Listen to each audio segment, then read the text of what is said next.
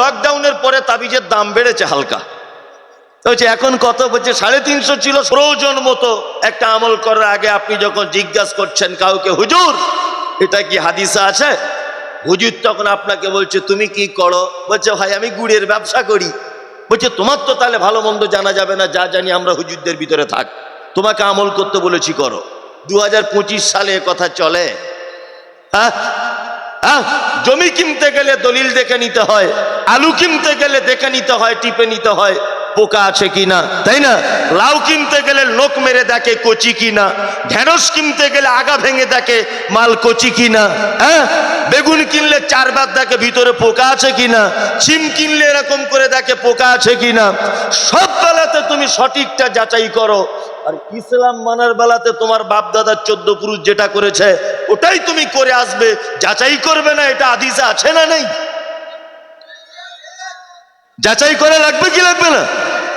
2 টাকা কেজি সিম কিনলে মানুষ বারবার দেখে ভিতরে দানা না পোকা। 500 টাকার নোট দিলে বারবার দেখে গান্ধীজি ঠিক আছে তো, তাই না? আবার আপনি যখন হুজুরের কাছে প্রমাণ বলবেন যে হুজুর একটু দেখুন তো হাদিসে আছে কিনা, হুজুর আপনার মাথায় 12টা বাজিয়ে দিয়ে বলবে এই তোমার দেখার রাইট নেই, তুমি কি মাদ্রাসার ছাত্র, বলে আপনাকে বোকা বানিয়ে দিল। একটা লোক বাজারে গরু কিনতে গেছে, 1 মিনিট আমাদের অবস্থা বলছি। একটা লোক বাজারে গরু কিনতে গেছে, লোকটা আমেরিকায় থাকতো, বুঝলেন? তাই আমেরিকায় থাকতো, শিক্ষিত লোক, চাকরি বাকরি করতো, ও গরু চেনে না। চাকরি শেষ করে এখন গ্রামে এসেছে, গ্রামে এসে ওর শখ হয়েছে একটু খাঁটি দুধ পান করবে, খাঁটি দুধ খাবে। পাড়া গ্রামের লোক তো, আমি একদম গ্রাম্য ভাষায় বলছি যাতে আপনার বুঝতে সুবিধা হয়। নিয়ে এখন লোকটা মনে মনে ভেবেছে তাহলে একটা গাই গরু কিনে আনি। গরুর হাটে যাচ্ছে, নদিয়ার বিরোহীর গরুর হাট, ওখানে যাচ্ছে। তা ওর একটা বাল্যকালের বন্ধু বলছে আরে ভাই আমেরিকা থেকে ফিরলি কবে? তা বলছে 22 তারিখ এসেছি ভাই। বলছে যাচ্ছিস কোথায়? বলছে বিরোহীর হাটে যাচ্ছে একটা দুধের গরু কিনতে। তখন ওই বন্ধুটা বলছে আরে তুই কি গরু চিনিস? তুই সারা জীবনে আমেরিকায় থাকলি, তুই কি অরিজিনাল গরু চিনিস? কোনটা দুধের গরু আর কোনটা বলদ গরু? তা বলছে না আমি তো তেমন ভালো চিনি না। তা বলছে ভাই এক কাজ করিস, গরু কেনার পরে লেজ তুলে দেখিস গরু কোন গরু, বুঝলেন? এখন ও গেছে বিরোহীর গরুর হাটে গরু কিনতে, এখন দিয়ে দেখছে একটা এড়ে গরু, বেশ নাদুস নুদুস চেহারা। এখন এই আমেরিকার লোকটা গিয়ে গরুওয়ালাকে বলছে ভাই এ গরুর দুধ দেয় কত? গরুর মালিক ভেবেছে এবার একটা ভেড়া কাস্টমার পেয়েছি, তাছাড়া সালা এড়ে গরুর আবার দুধ জিজ্ঞেস করে, এড়ে গরুর দুধ জিজ্ঞেস করে। তা এখন কাস্টমার এখন ভেবেছে, মালিক তখন ভেবেছে একটা বোকা কাস্টমার, ও বলেছে ভাই আগে 13-14 কেজি হতো, এখন বয়স হয়ে গেছে 8-9 কেজি হয়। এ তখন বলছে দাম কত? বলছে 40,000। শিক্ষিত লোক দাম দর করে না, বলছে ভাই 1000 টাকা কম নেন। 1000 টাকা কম দিয়ে গরুর মালিকের টাকা পেমেন্ট।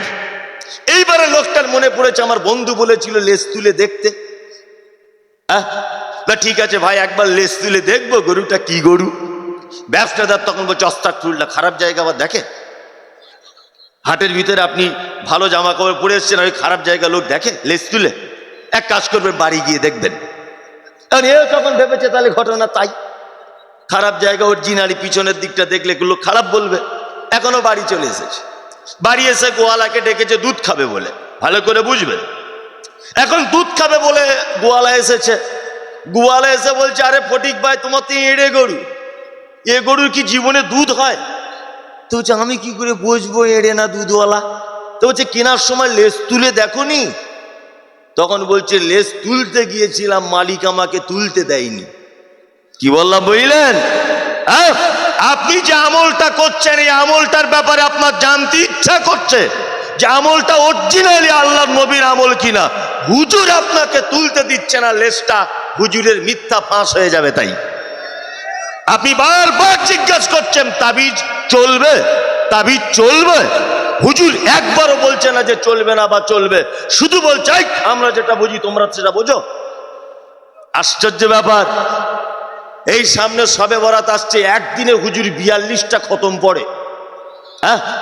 যদি আমি বলি একটা খতম দিতে যদি 4 ঘন্টা লাগে, যত জোরের হাফেজি হোক 4 থেকে 5 ঘন্টা লাগবে একটা খতম দিতে। এক রাত্রিতে সবে বরাতের দিন 42টা খতম হয় কি করে? ওর বাপ কি রাজমিস্ত্রির মতো ঠিকাদার? কোরআন খতমের ঠিকাদারও? হ্যাঁ, 3 বার আলহামদুলিল্লাহ থেকে শুরু করে এরকম দুলে দুলে, মানে কি যে বলে বোঝাই যায় না, দুলেই যাচ্ছে এরকম করে। 1.5 ঘন্টা পরে বলছে ভাই খতম হয়ে গেছে, বকশিসটা দিয়ে দেন।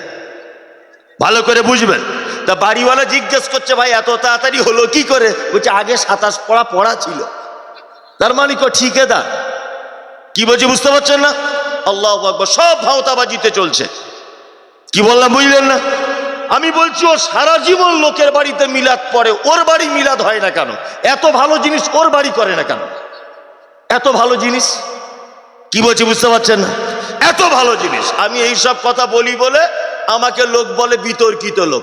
আচ্ছা বলুন তো, এতক্ষণ যে 10 মিনিট কথা বললাম কারোর বিরুদ্ধে বলেছি? হ্যাঁ, কথাগুলো উচিত কথা বলছি না অনুচিত? হ্যাঁ, আমি শুধু একটা কথা ভাবি, আপনি কাপড়ের দোকান করেছেন, বেচা কেনা কম, আপনি হুজুরের কাছে গেলেন তাবিজ করতে, হুজুর বলছে লকডাউনের পরে তাবিজের দাম বেড়েছে হালকা। বলছে এখন কত? বলছে 350 ছিল 650, এখন 650। এখন বোকা লোক, দোকান তো চালাতে হবে, ইমাম সাহেবের কাছে একটা তাবিজ কিনেই নিয়েছে। ভালো করে বুঝবেন। তাই এই বোকা লোকটা জিজ্ঞাসা করছে ভাই আপনার তাবিজের কাজ কি? বলছে আমার তাবিজের কাজ হচ্ছে এই। তোমার আশেপাশে সব দোকান কি? বলছে আশেপাশে সব কাপড়ের দোকান। বলছে সব দোকান বন্ধ হয়ে যাবে। বলছে তাহলে আমার দোকানে একা একা কি করব?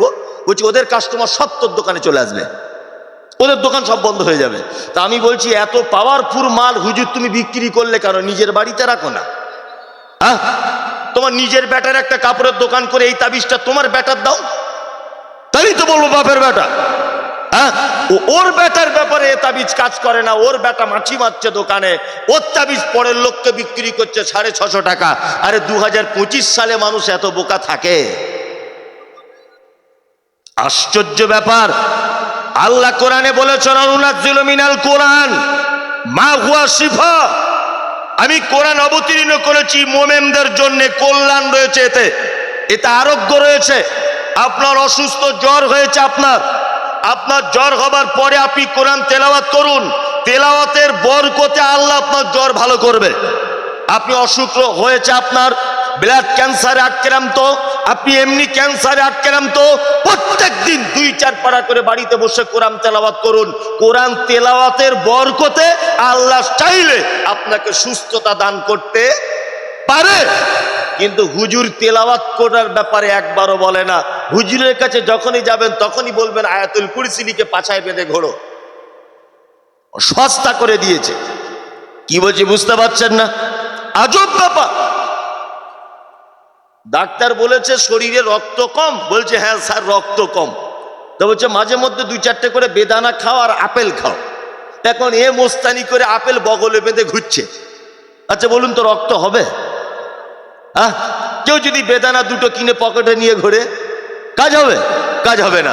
আল্লাহ বলেছে কোরআন তেলাওয়াত করো, তেলাওয়াতের মাধ্যমে তোমাকে শিফা, কল্যাণ দান করা হবে। যাবতীয় কল্যাণ কিসে আছে? কোরআন তেলাওয়াতের মাধ্যমে আছে। কিন্তু এ ডুপ্লিকেট করে লিখে আপনার হাতে বেঁধে দিয়েছে। দেখুন কত ডুপ্লিকেট করছে আপনার সাথে, কত প্রতারণা করছে আপনার সাথে। বিনীত অনুরোধ, আপনি আমার দিনী ভাই, আপনার পাশের জমিতে আমার জমি নেই, আপনার বেটির সঙ্গে আমার বাটার বিয়ে দেওয়ার সম্পর্ক নেই, আপনি আমার দুলা ভাই নয়, মামাতো ফুফুতো ভাই কেউ নয়। আল্লাহর কসম করে বলছে আপনাকে আমি একদিনের জন্য দেখিনি। আপনি অপরিচিত লোক, বরং আপনি আমাকে সোশ্যাল মিডিয়াতে চেনেন।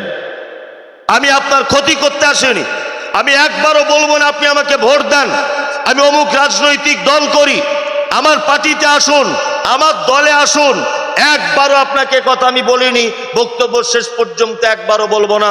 তবে আপনার কিছু জায়গায় ভুল হচ্ছে, সেই ভুলগুলো আমি সংশোধন করে দিব। আর আপনার সরলতার সুযোগ নিয়ে, আপনার ভালোবাসার সুযোগ নিয়ে কিছু ভ্রান্ত হুজুর আপনার কাছ থেকে লুটে পুটে নিচ্ছে, আপনাকে সর্বনাশ করে দিচ্ছে ভুল আমলের ভিতরে রেখে। আপনি তার থেকে একটু যাচাই বাছাই করে বাঁচার চেষ্টা করুন। এইটা আপনার কাছে আমার বিনীত অনুরোধ। মুহাম্মদ সাল্লাল্লাহু আলাইহি ওয়াসাল্লাম ঘুমোতে যাবার সুন্নত বলেছেন। ঘুমোতে যাবার সুন্নত কি জানা আছে কারুর? এক, ঘরের বাতি বন্ধ করে দিতে হবে। জেনে নেন ভালো করে, ঘুমোতে যাবার নিয়ম কি?